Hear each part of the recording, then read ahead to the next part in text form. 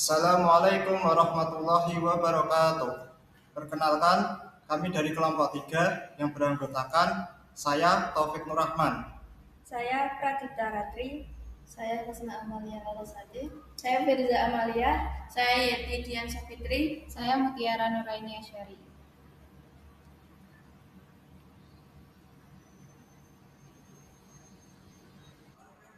Yang pertama, pengertian ekonomi internasional. Ekonomi internasional adalah cabang ilmu ekonomi yang mempelajari transaksi ekonomi antar negara termasuk perdagangan internasional, investasi, dan aliran keuangan.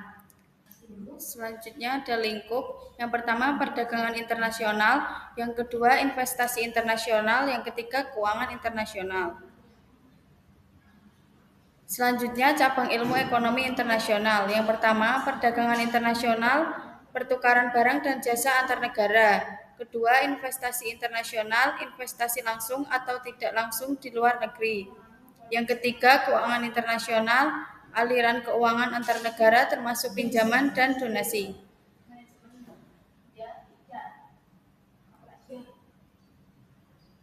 Yang selanjutnya ada teori dasar ekonomi internasional. Yang pertama yaitu teori keunggulan mutlak, yaitu negara harus memproduksi barang yang dimiliki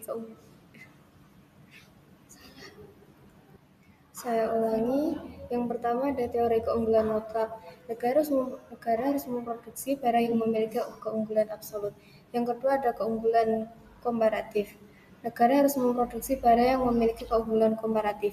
Dan yang ketiga ada teori perdagangan internasional, yaitu perdagangan internasional dipengaruhi oleh perbedaan sumber daya dan teknologi antar negara.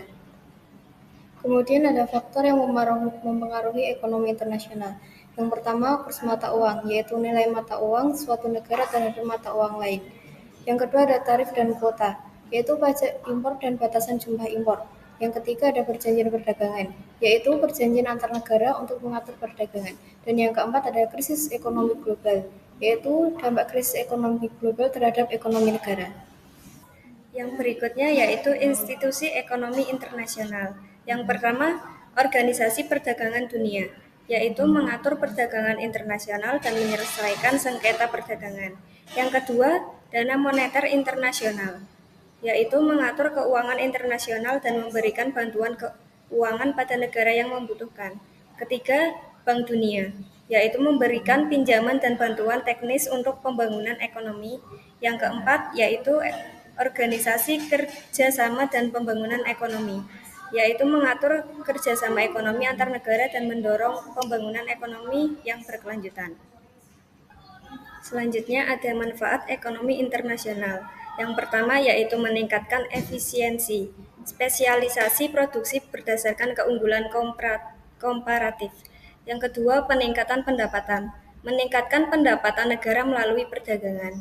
Yang ketiga peningkatan inovasi, yaitu transfer teknologi antar negara. Yang keempat peningkatan kesempatan kerja, meningkatkan kesempatan kerja melalui ekspansi pasar. Selanjutnya ada dampak positif. 1. Pertumbuhan ekonomi. A. Peningkatan ekspor. Akses ke pasar yang lebih luas memungkinkan negara mengekspor produk dan jasa dalam jumlah yang lebih besar, mendorong pertumbuhan ekonomi. B. Investasi asing langsung. Masuknya investasi dari negara lain dapat menciptakan lapangan kerja baru, meningkatkan produktivitas, dan mentransfer teknologi. C. Diversifikasi ekonomi. Negara dapat mengurangi ketergantungan pada satu sektor ekonomi sehingga lebih tahan terhadap fluktuasi harga komoditas. 2. Peningkatan kesejahteraan. A. Akses terhadap barang dan jasa. Konsumen memiliki pilihan yang lebih banyak dan harga yang lebih kompetitif. B. Peningkatan kualitas hidup. Transfer teknologi dan pengetahuan dapat meningkatkan kualitas hidup masyarakat. 3. Integrasi global. A. Kerjasama internasional.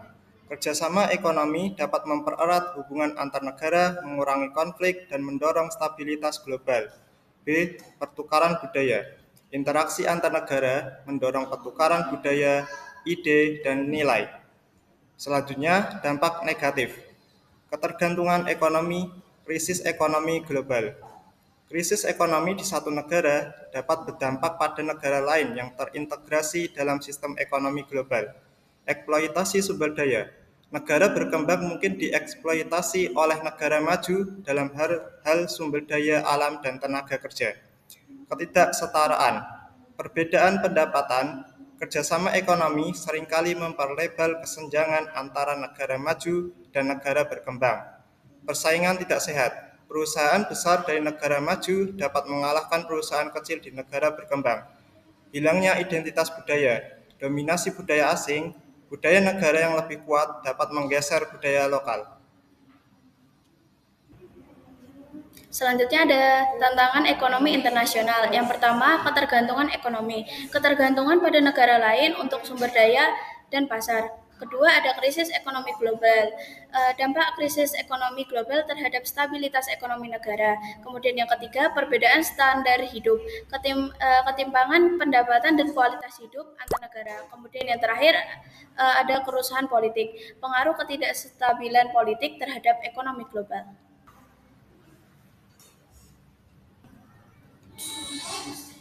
Kesimpulannya yaitu, ekonomi internasional sangat mempengaruhi kebijakan ekonomi dan hubungan antar negara. Teori-teori ekonomi internasional membantu menjelaskan pola perdagangan dan investasi global. Meskipun memberikan banyak manfaat, ekonomi internasional juga menghadapi berbagai tantangan yang perlu dikelola. Sekian presentasi dari kami, kurang lebihnya mohon maaf. Wassalamualaikum warahmatullahi wabarakatuh.